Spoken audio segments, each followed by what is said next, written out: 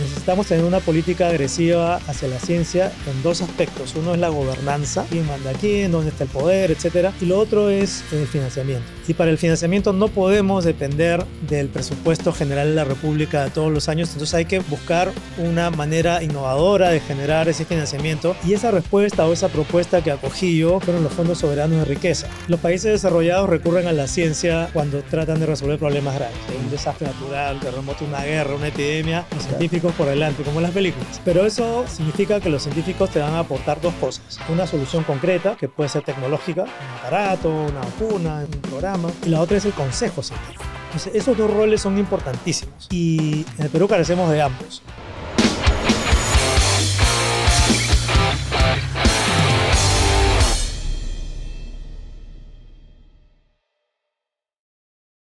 Hola, ¿cómo están? José Ignacio Beteta en el lado B. Gracias, Paula, por darme la cuenta una vez más el día de hoy. Hoy ya tengo conmigo a un invitado especial, que es congresista de la República, Edward Málaga Trillo. Y es especial no solamente porque es congresista, y eso es importante, sino además porque él es biólogo y científico. Entonces, si tú no sabías o no pensabas que había un congresista que tuviera esa, digamos, ese currículum o esa identidad, bueno, te cuento que hay un biólogo científico en el Congreso de la República. Edward, ¿cómo estás? José Ignacio, feliz de estar en tu podcast. He visto los programas previos, me parecen estupendos. Creo que estás dando una mirada con mucha altitud, con mucha altura, mejor dicho, para coger una perspectiva amplia del pensamiento de los líderes, de los políticos, de los actores en general, que van a decidir lo que va a pasar en los próximos años. Así que esto va a ser muy útil, una suerte de enciclopedia para quien nos quiera ver. Muchas gracias. Sí, es una bendición, un privilegio, como quieras llamarlo, el poder tener conversaciones libres con personas que conozco, que además admiro y que me parece que son importantes en el escenario político, cultural peruano. Creo que esa es la idea de... Y bueno, lo del lado B es justamente por eso, ¿no? Porque es divertido. Cuando tú le dices a los jóvenes o les hablas a la gente más joven del lado B, no saben a qué estás hablando. No saben del cassette, pero claro, intuitivamente reconocen que es como que la otra mirada de la... Porque algo de ti te dice, claro, si hay un lado A, hay un lado B, ¿no? Pero claro, no saben la del cassette, ¿no? Y tu lado B es que tú eres científico y biólogo de profesión. Cuéntanos esa parte de tu vida para empezar. Yo diría que para empezar ese es mi lado A. De acuerdo. Porque si me preguntas qué soy, mi identidad sigue siendo un científico, investigador, me he dedicado a estudiar el cerebro, entre otras cosas, por cerca de 30 años. Wow. Entonces, en realidad, mi carrera política es un accidente, ¿no? Yo he llegado a un cargo político, ocupo un cargo, pero mi identidad es otra. O sea, no soy... Hay gente que, por ejemplo, se forma en un partido político, o antes era así, ¿no? Se formaban 10, 20, 30 años, hacían carrera. Esos eran políticos de tradición y de carrera. Yo soy un político porque ocupo un cargo en este momento, porque me trajo la coyuntura a eso. Pero si me preguntas por mi trayectoria, yo soy biólogo, estudié biología y medicina en Cayetano Heredia, y mi sueño nunca fue hacer política, sino dedicarme a la investigación en la genética, los genes. Interesante. Y eso me llevó a hacer un posgrado, un doctorado en microbiología e inmunología en la Universidad de Miami, la Escuela de Medicina. Y de ahí salté al Instituto Max Planck para biología en Alemania, que son los institutos top allá, que se hace investigación básica sobre la genética del sistema inmune, cómo es que nos defendemos de parásitos, etc. Y ahí había muchas cosas más, ¿no? La evolución biológica, cómo cambian los genes, las especies, y fui llegando poco a poco, transitando con los años a estudiar el cerebro. Entonces hice la carrera, el doctorado, 2 postdoctorados, luego pasé a la Universidad de Constanza, que está en la frontera entre Alemania, Suiza y Austria. Es un lago precioso, donde tienes una vida ideal de investigador. No tienes ninguna molestia, ninguna incomodidad, tu tiempo lo dedicas a eso, y es muy exaltante realmente estar en la frontera de lo que se sabe y lo que no se sabe, y tu trabajo es siempre empujar esa frontera con un poquito más de conocimiento que no sabes si te va a generar el gran descubrimiento a ti o se lo va a facilitar a quien venga después. Entonces, además, es una carrera muy, muy altruista en ese sentido, porque sabes que el conocimiento, sin ponerle filtros, en total libertad, tarde o temprano va a llegar a dar una gran sorpresa como, por ejemplo, la fertilización in vitro, el GPS, la internet, la penicilina. Todas esas son cosas que nadie buscó hacerlas concretamente, sino que se fueron dando como resultado de la acumulación de un trabajo. Y es algo que no podemos ver en la política, por ejemplo, ¿no? Ha llegado el momento dulce del programa gracias a Tortas Gaby, que hoy nos ha mandado una chiqui, un detalle pequeño para una sorpresa grande. Muy rico. ¿Tú te acuerdas cuál es el postre que más te remonta a tu infancia? ¿O qué recuerdos te genera esa tortita que te comías en tu cumpleaños? Tortas Gaby puede traer todos estos recuerdos a la realidad. No te olvides que estamos en Pedidos Ya en Rappi o puedes hacer tus pedidos al WhatsApp. Y estamos en el refugio de la Universidad de Lima. Gracias, Tortas Gaby. Ahora, tú estás pensando, por ejemplo, en esta coyuntura que te ha tocado, como tú dices, ocupar un cargo público. Sí, esa pregunta te la haré después, si quieres ser candidato otra vez, pero imagínate que puede serlo o no. Cuando termine tu vida política, querrías seguirte dedicando a la vida académica, calculo de nuevo, y volver. Sí, bueno, es la primera vez que hago este tránsito y es muy complejo el tema porque si estás en la academia, en la investigación experimental, que es lo mío, cualquier hiato, cualquier pausa de 2 meses, de 5 meses, de un año, ya es una pérdida de puntos, una pérdida de vigencia, una pérdida de actualidad. Entonces es muy difícil volver. Es como que, no sé, pues estés haciendo deporte altamente competitivo y te tomes un año sabático para no hacer nada. O sea, eso no funciona así. Claro. ¿No? Imagínate 5 años fuera de la academia de alta rigurosidad, realmente te deja en un espacio en el cual tienes que reinventarte. Entonces yo creo que si yo volviese a la academia, sería sobre todo ya no tanto para experimentar, sino para diseñar, escribir, proponer, hacer un trabajo más académico en sentido teórico.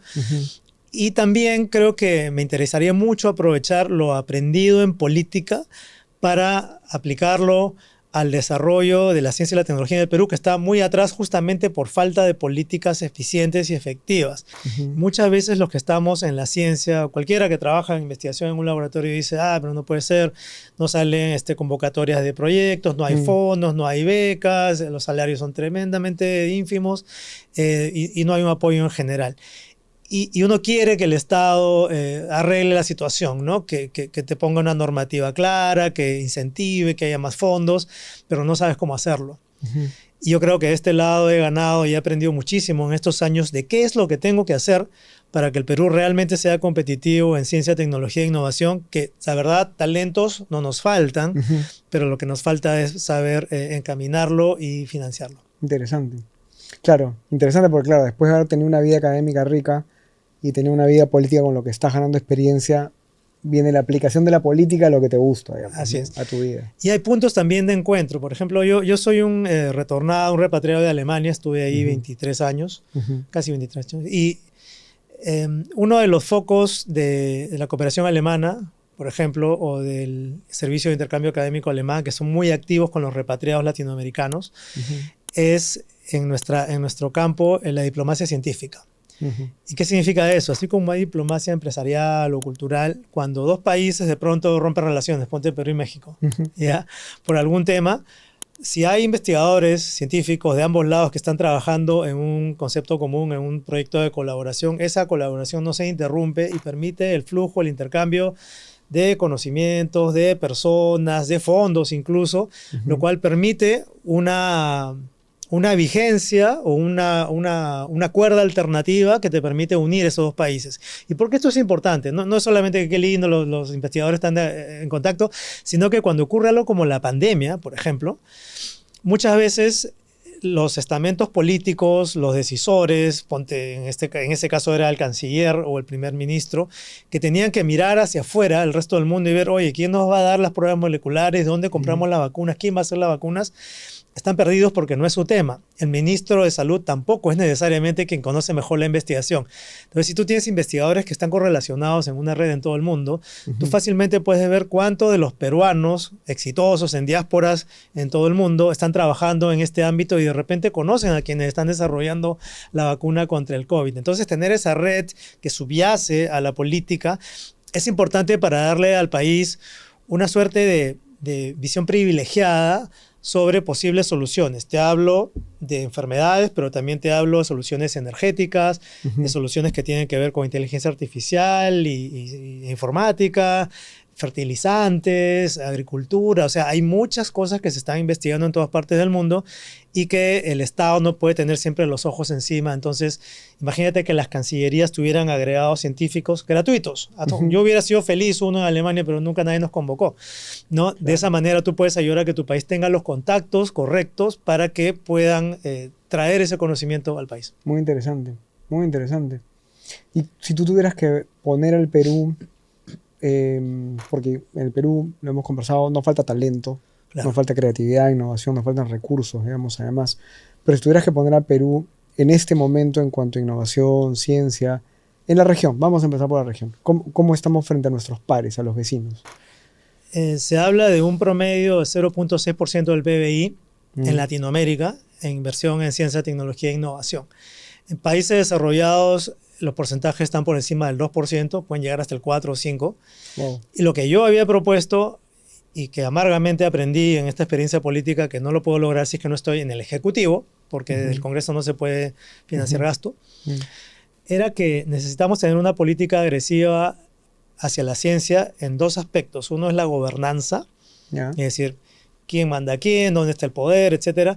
Y lo otro es el financiamiento. Y para el financiamiento no podemos depender del presupuesto general de la República de todos los años, entonces hay que buscar una manera innovadora de generar ese financiamiento. Y esa respuesta o esa propuesta que acogí yo fueron los fondos soberanos de riqueza.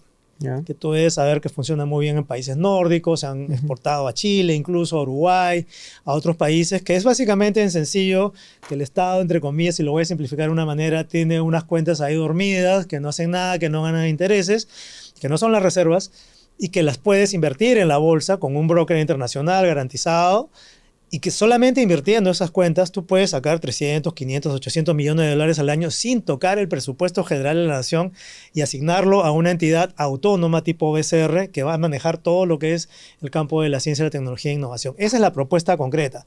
No quitarle el presupuesto de la nación y generar una herramienta innovadora para financiar un ente que por gobernanza es autónomo. Con eso, mover ese gasto de 0.11 paulatinamente a 1, a 1,5, a 2 quizás en los próximos 5 a 10 años. Es tener horizontes más claros. El lado B necesita de ti, así que suscríbete al canal, ponle like al video, comparte y síguenos en nuestras redes que están apareciendo aquí, del lado B en TikTok y también mi cuenta en Instagram. Y eso también tiene que ver mucho con la infraestructura, obviamente. Tú me vas a decir, no hay laboratorios, etcétera. Eso está cambiando poco a poco, pero también se dan situaciones absurdas como la utilización del canon para la ciencia. Las universidades reciben hasta 20% de lo que recibe una región para dedicarlo a la investigación.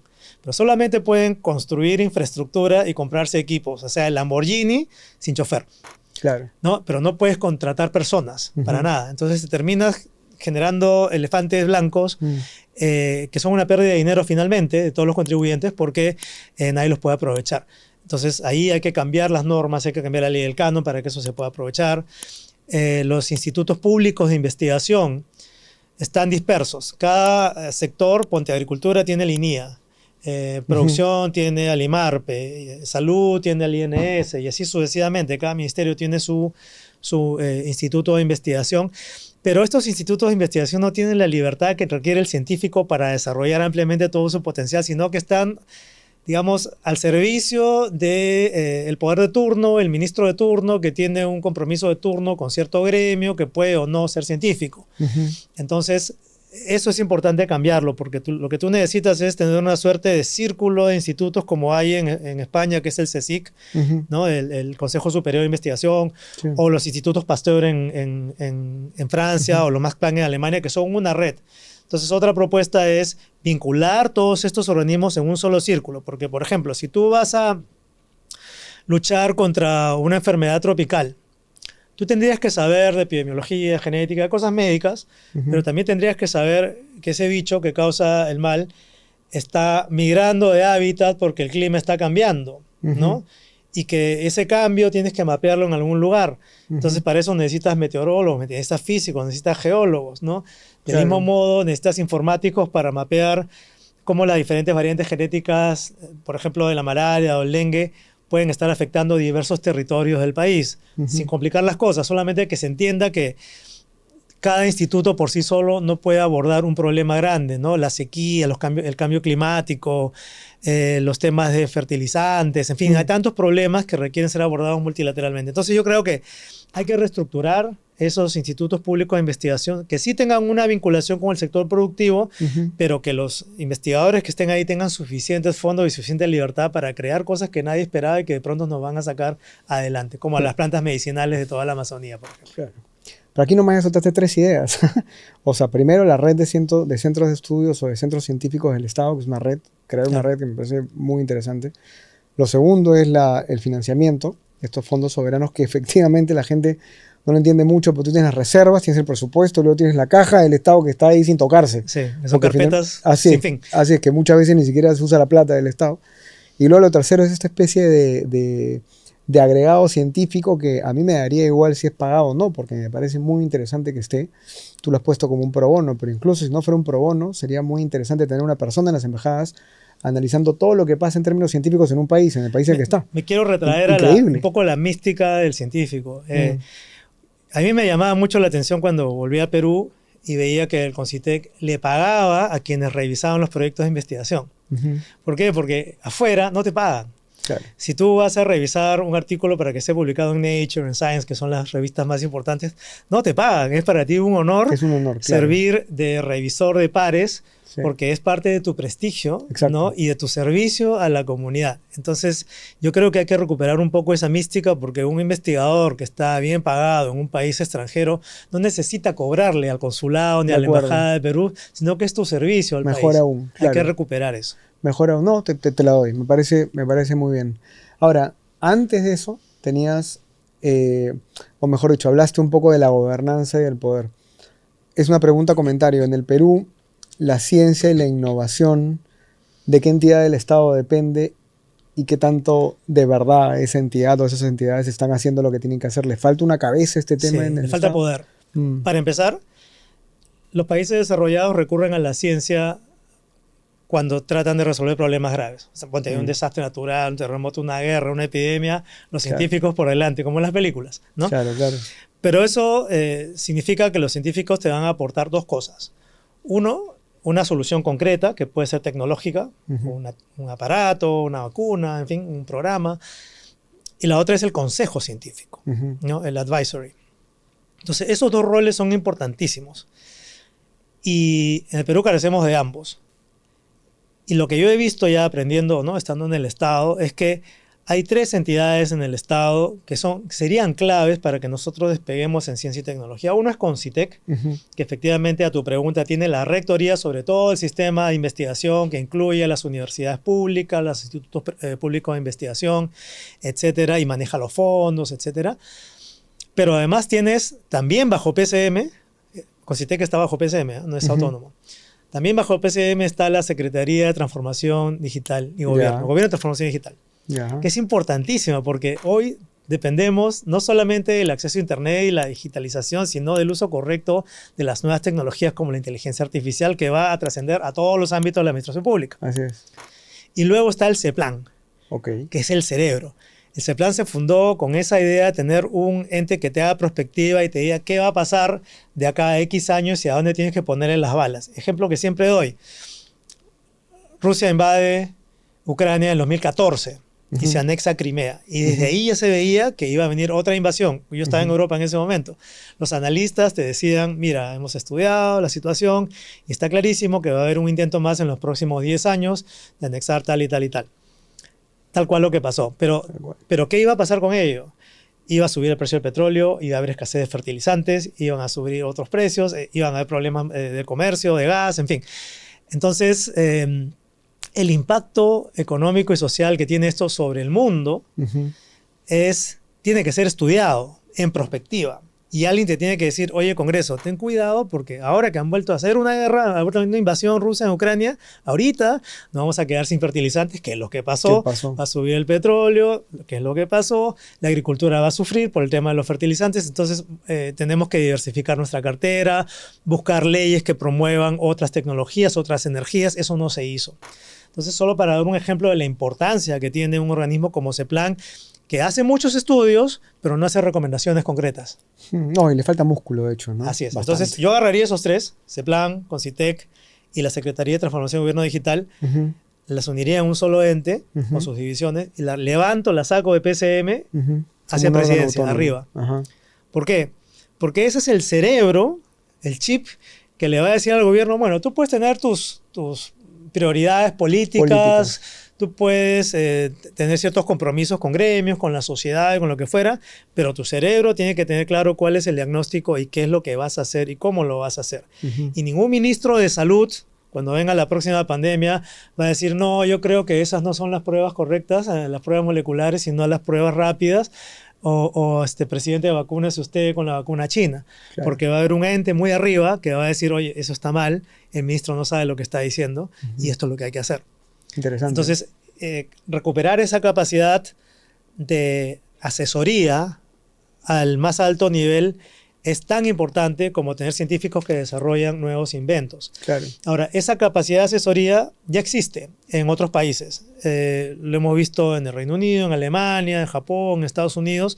Están siempre adscritos al más alto nivel. Hay consejos de este tipo, o sea, órganos, entidades públicas que van viendo esto. Así es. Y ojo, no es mi amigo, ¿no? Claro, Ignacio Beteta, que va a ser mi asesor de ciencia, sino es toda una institución que recluta a estudiosos, a investigadores, están atentos a lo que dicen los papers, están atentos a los mercados, están atentos a las decisiones políticas, qué funciona o qué no funciona en cada país. Interesante. Y ahí nomás ya van 4 propuestas. Que son bastante sensatas. Por eso te digo, todo esto es frustrante porque yo he entrado a un ámbito que es el Parlamento donde nada de esto lo he podido, bueno, muy poco lo he podido sacar adelante. Claro. Logré la creación, a punta de esfuerzo único solo, de la primera oficina de asesoramiento científico al Parlamento. De acuerdo, lo recuerdo bien. Basado en POST, que es el análogo británico. Pero bueno, se la otorgaron por esta rifa que hace la mesa directiva, se la dieron pues a Perú Libre y no han hecho mucho con ella. Que de eso vamos a hablar un poco de los recursos humanos en el Estado. El lado B necesita de ti, así que suscríbete al canal, ponle like al video, comparte y síguenos en nuestras redes que están apareciendo aquí, del lado B en TikTok y también mi cuenta en Instagram. Pero antes de eso, me interesa una pregunta muy en verdad que aleatoria porque se me ocurrió ahorita. Tú estudiaste en algún momento neurociencia. ¿Has pensado en el cerebro del político? O sea, ¿has reflexionado acerca de cómo funciona el cerebro del político? Y suena en verdad una pregunta medio... Yo creo que no es tanto el cerebro, sino la subcultura del político. A ver, ¿cómo es eso? Ya, porque... mira, para hablar del cerebro primero, yo tengo una preocupación muy grande sobre lo que está pasando. Si te das cuenta, son tiempos difíciles, violentos, pero lo que estamos viendo en redes y en política es un fenómeno... de mucho fanatismo, de mucho extremismo, de mucha polarización y enfrentamiento. Sí. Y esto se ha, aumentado muchísimo tras la pandemia. Entonces ahí yo tengo 2 preocupaciones, hipótesis. Uno es que el encierro y el estrés postraumático, si quieres, de la pandemia, de no tener la certeza de que se te muera la gente, de que no tienes trabajo, que tu empresa se cae, ha generado un síndrome postraumático, ¿no? Que tiene que ser atendido. Todos estamos reaccionando de maneras más impulsivas, menos pensadas, más fanáticas, izquierda-derecha, sin realmente tomarnos el tiempo de ver las cosas con calma. Y atacando al otro, por atacarlo.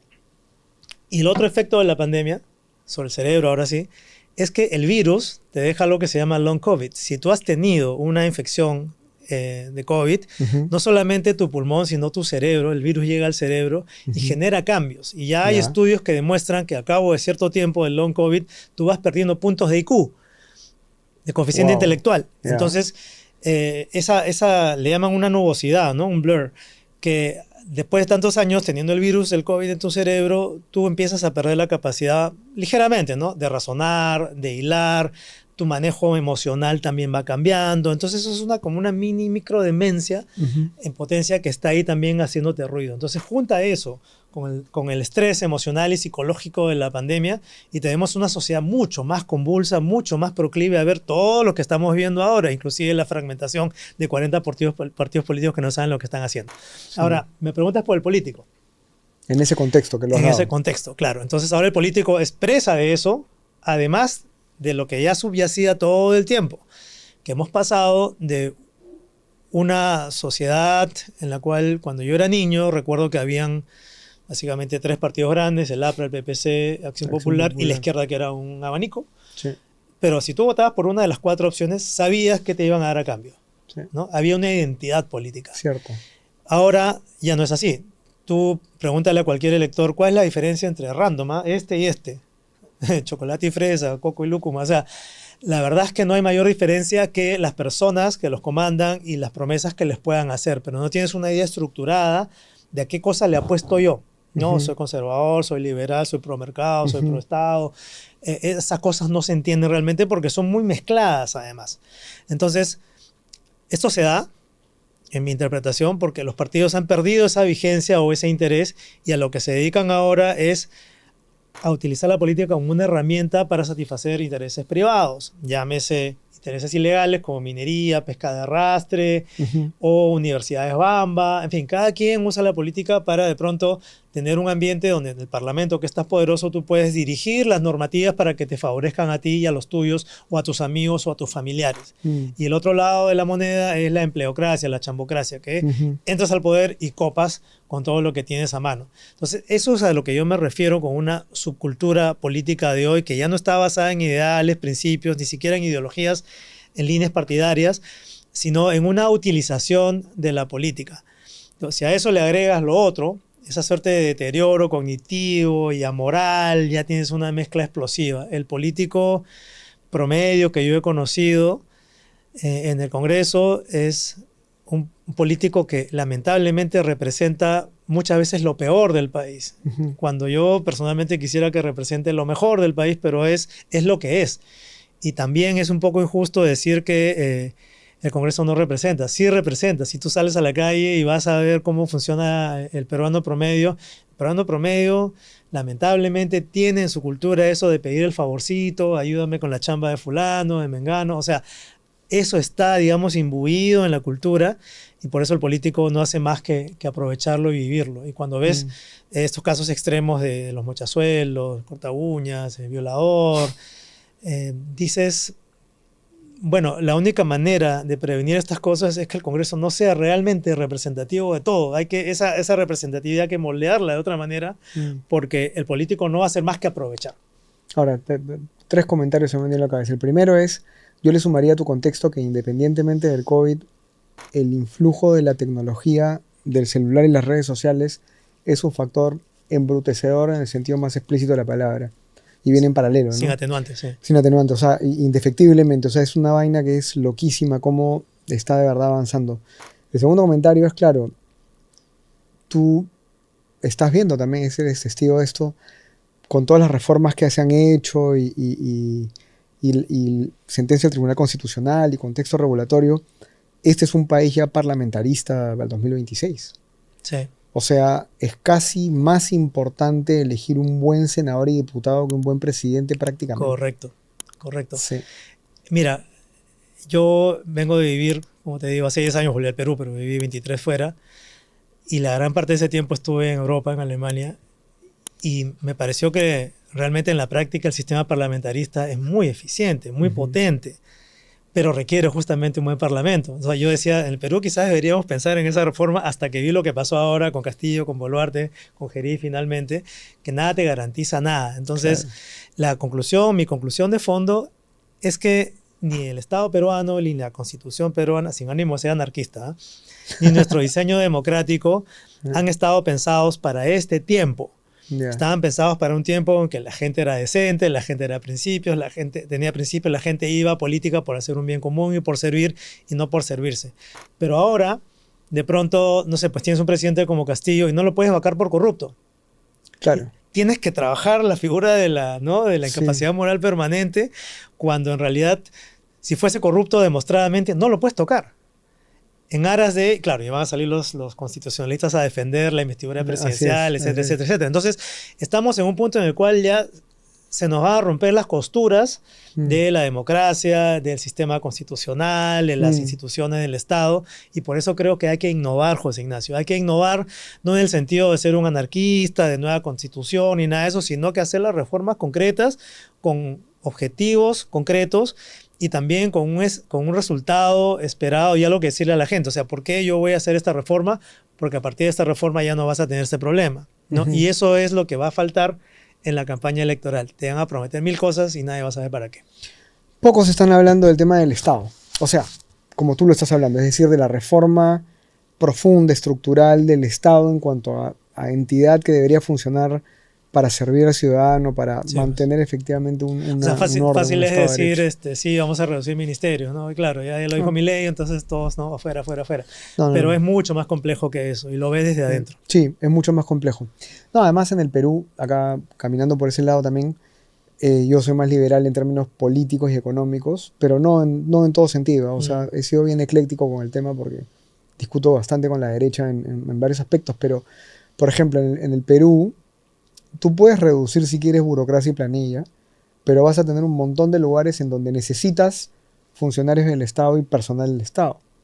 Entonces aquí en el Perú yo siempre he pensado que es más un reacomodo y un usar correctamente el recurso humano. Claro, pero si tú tienes un doctor nombrado, que es doctor en un hospital, y que ya no lo puedes mover por ley, entonces todos los doctores se quedan en un hospital, ¿no? Y que el ejemplo que te doy es de los oncólogos. El 85% de oncólogos, 85% está en Cusco, Arequipa y Lima. Y en Lima debe estar el 50%, ¿no? Claro. En todos los demás lugares no hay oncólogos. Ya, es un tema de oferta médica, oferta educacional, lo que quieras. Pero no puedes mover al doctor del hospital. Entonces tú no le puedes decir a un funcionario del Estado de casi todos los niveles que es nombrado, ¿sabes qué? Ya no te necesito aquí estás calentando banca, vete allá porque te necesita la gente. No puedes. Claro, veo que no eres 100% liberal, efectivamente. Y yo creo que si sigues por esa ruta inteligente que te veo, vas a terminar como libre pensador, que es a lo que yo aspiro. Sí. Que es, básicamente, tienes que tener las cosas claras para poder definir tus libertades y no ni comprarte los dogmas. Por ejemplo, el libre mercado. Insisto, o sea, mi ley, por ejemplo, trajo el beneficio de que mucha gente se ponga a pensar en ciertas cosas que ya no pensaba y que eran posibles, pero creo que por otro lado nos mandó por un desvío de extremos, ¿no? Entonces, cuando te dice que él es minarquista y que el mercado lo soluciona todo, no sé si en un país como Argentina, pero en un país como Perú, no. Entonces tenemos conscientes de esta realidad. Yo atiendo a comunidades muy remotas en varias regiones en situación de extrema pobreza, que he llegado ahí por diferentes razones y me he comprado el pleito, sin ser luchador social, por definición.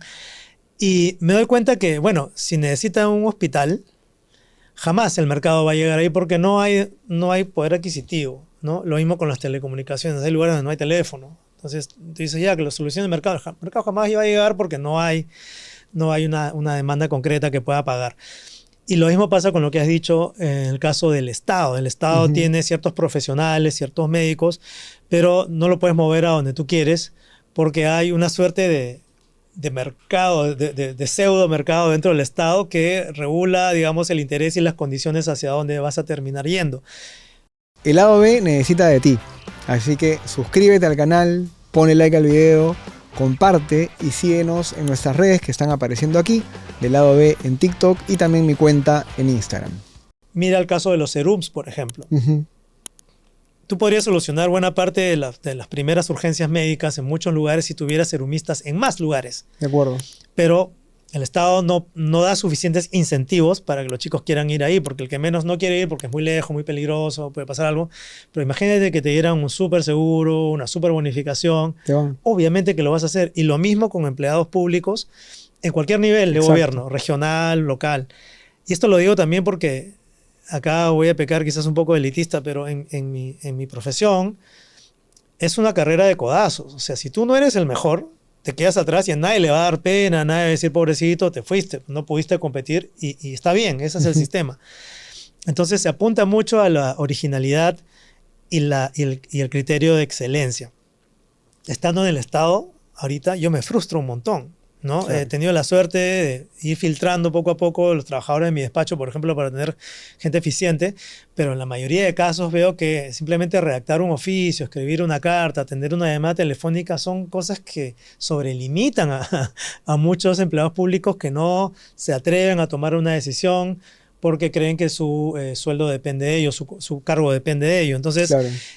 también pasa por darse cuenta que no solamente es que quieras llevarte a los mejores, a los lugares donde más se necesita, sino que esos mejores son contados con los dedos de una mano. Sí. Entonces, parte del gran cambio, la reforma que quieras proponer, tiene mucho que ver también con capacitar al funcionario público, darle línea de carrera, que no haya estas gollerías de que personal de confianza por todos lados, sino que haya concursos públicos, Sí. que haya cursos de capacitación. Todo esto tiene que ser parte de una reingeniería del sistema del funcionario público. Sí, y antes de volver a la ciencia, que me interesa más, no, en verdad, en serio, pero paréntesis con el tema del libre mercado, el empresario, el liberal, el político también, digamos, ¿no? Confunde esto que tú mencionas de la provisión de servicios públicos con la función del capitalismo y de la generación de riqueza. O sea, el capitalismo sirve para generar riqueza. Claro. Es el camino más rápido para generar riqueza. Pero por ser el camino más rápido, tiene un montón de puntos ciegos que no le interesan. Y además un montón de externalidades, como cualquier sistema de desarrollo. Entonces, eso también es interesante porque, claro, no es que el sector privado va a solucionar todos los problemas de una sociedad. Ojo, que las sociedades nunca solucionan todos sus problemas. Tampoco vamos a ir a la utopía, digamos, ¿no? Si no, mira lo que está pasando en Europa también. O sea, el estado de bienestar también está craqueando en varios niveles. Pero claro, esta idea de que no, libre mercado, mira, yo que trabajo con empresarios en varios temas, así como en el Estado, los vicios del funcionario público, del poder del Estado son la corrupción, el populismo, etc. En el empresario es el mercantilismo. O sea, el empresario también usa el Estado como un botín. Claro. Claro, entonces es como tampoco le puedes regalar. Y esos ahora son políticos. Imagínate. No, yo lo veo Por partida doble. hasta en los empresarios formales, Eduardo. O sea, tú ves gremios y empresarios formales que en época de crisis y de caos entran a ser parte del caos y del mercantilismo porque no les interesa renovar el sistema, les interesa seguir sobreviviendo dentro de él. Lo vimos en pandemia. Sí, de hecho. Y ahí en la pandemia fue interesante porque se dieron las dos cosas. El Estado que no supo trabajar con el privado, porque no lo supieron hacer, fue pésimo ese manejo. No lo dejaron tampoco. No lo dejaron. Y el privado que se aprovechó de la situación. Reactiva. Entonces, te das cuenta, ¿no? Qué fuerte eso. Entonces tú agarras y dices, oye, claro, en la época de crisis te das cuenta que los dos no supieron hacer las cosas bien. Pero mira nuestra incapacidad para aprender de nuestros errores.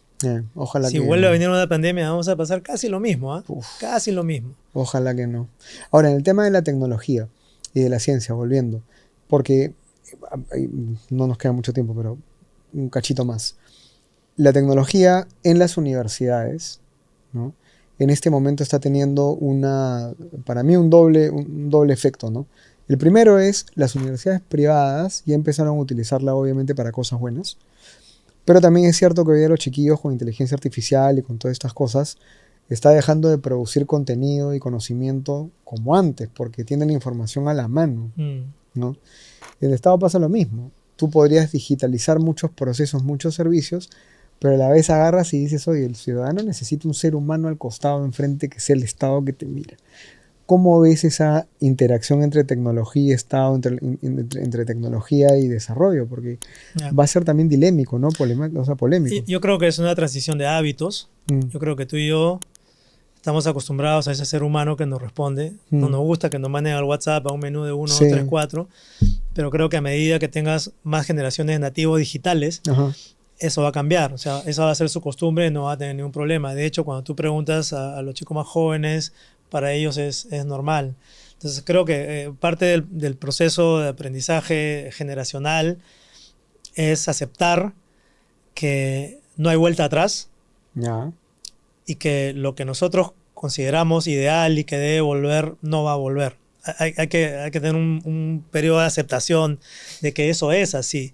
Lo digo con tristeza, porque si bien yo siempre creo en la juventud y en las nuevas generaciones, la generación Z que está demostrando ciertas habilidades interesantes, también siento que la tecnología puede ser muy fácilmente, esta tecnología, el fin de la humanidad como la conocemos para mal. Porque no sé si has visto el libro de Jonathan Haidt de la generación ansiosa. Sí. Bueno, yo me he agarrado eso para hacer una ley que ya se aprobó en comisión, que justamente para regular las edades y los usos de las tecnologías de redes sociales y celulares en niños y adolescentes. ¿Por qué? Porque tú ves un disparo exponencial en los casos de ansiedad, depresión, de manejo emocional, inteligencia social en los jóvenes. Es decir, un niño, un joven, no está acostumbrado a interactuar contigo cara a cara, ¿no? Porque su amigo está en el celular. Los reales de carne y hueso están también en el celular. No los ves casi, no juegas con ellos, no los tocas. O sea, incluso hasta tu interacción sexual cambia porque los signos son otros, ¿no? Las señales son otras. Entonces, yo creo que esto hace mucho daño en el sentido de que si no eres capaz de relacionarte con seres humanos, cuando vengan situaciones extremas, imagínate que eres un canciller, un general, un cirujano, claro, en la que tienes que tomar decisiones e interactuar con una persona, no vas a poder, porque toda tu experiencia previa no te lo permite, no estás acostumbrado a eso. Entonces, si bien el manejo del conocimiento es fundamental, tampoco tanto conocimiento que estemos desbordados y no lo podamos manejar es bueno. Y yo creo que ahí sí tiene que haber un mínimo de regulación de las tecnologías. Solo quiero cerrar esta idea. Sí. Toda tecnología trae beneficios y perjuicios. La energía atómica, por ejemplo, ¿no es cierto? La genética, ahora se está hablando de hacer cambios genéticos para generar supersoldados, etc. Claro, siempre lo puedo usar para el bien o el mal. Acordémonos de Oppenheimer, la película. Eso te lleva mucho a la reflexión de que cada nueva tecnología la puedes tomar de dos maneras. Hay quienes dicen, la tecnología es buena, el que hace mal es el ser humano, entonces tienes que realmente regular los códigos del ser humano para que no utilicen mal esta tecnología de la misma manera que utilizó otras. Y la otra es, oye, regulemos el uso de esta tecnología para que ciertas cosas no se puedan hacer. Porque hoy nos asustamos con la inteligencia artificial, pero está todavía en pañales. Cuando llegue al nivel 5, creo que ya es la absoluta, que es indiferenciable de la inteligencia natural, vamos a estar en problemas, ¿no? De acuerdo. Hoy día ya tenemos cosas tan sencillas como cómo vamos a evaluar el desempeño de estudiantes en la universidad. Cuando les enviamos a hacer asignaciones, tareas, tesis o les tomamos exámenes, ¿cómo sabemos que no es la inteligencia artificial? Algunos dicen, no, claro, pero lo que se está evaluando ahora es qué tan bien usa la inteligencia artificial. Pero está bien que uses la inteligencia artificial y no sepas sumar, restar, plantearte una hipótesis, buscar una solución a un problema. Son dudas que... son existenciales, el tiempo las va a aclarar. Imagínate ahora yo como político, como congresista, yo diría, yo tengo que poner mi huella en esto y decir cuál es mi opinión. Mi opinión es que algo de lo que todavía tenemos se debe preservar. Es decir, debemos dejar que la tecnología avance, pero no debemos dejar lo que finalmente nos hizo diferentes a todo lo demás. De acuerdo, la autonomía del ser humano, además. La originalidad. ¿No? La originalidad, la autonomía y, originalidad y autonomía que finalmente traen conocimiento del ser humano, porque en el momento en que la máquina conozca más que tú y tú lo dejes de producir, hay gente que te dice, no, mira, siempre va a haber ser humano detrás, pero... No, es que en algún momento ya no. Y los que estén serán así, un poquito, un puñado. ¿Has visto que ha habido experimentos de obras de arte creadas por inteligencia artificial? Ya. Que ya son casi indistinguibles, bandas de músicos que de pronto están ahí, ¿no? Metiendo hits y no son reales. El lado B necesita de ti, así que suscríbete al canal, ponle like al video, comparte y síguenos en nuestras redes que están apareciendo aquí, del lado B en TikTok y también mi cuenta en Instagram. La literatura sobre esto de utopía, de distopia, es alucinante y acá viene una pregunta que tú la estás planteando sin plantearla, que es, claro, ¿aprenderá el ser humano de sus errores? Porque tú lo has dicho, ¿eh? Energía atómica, de los griegos, ¿te acuerdas del mito de Ícaro y Dédalo, digamos? Claro. O sea, la creación de las alas y estas alas que al final... O sea, vuelas muy cerca al sol. Vuelas muy cerca al sol y te caes y te mueres porque tu ego y ese afán de saber y de poder te lleva a las alturas. Está complicado. Ese tema tiene para un montón. Ahora, yo lo que creo es que el Perú, claro, en la medida en que esos temas ni siquiera los discute, sino todavía estamos viendo a la corta uñas y al mochasueldos y la informalidad y la economía ilegal. O sea, mientras nos detengamos en esa chabuchilla de discusión y de debate, o sea, nos están sacando millas de ventaja en el desarrollo. Aquí nomás, Colombia, Chile, Argentina, ni siquiera hablamos de Europa. No.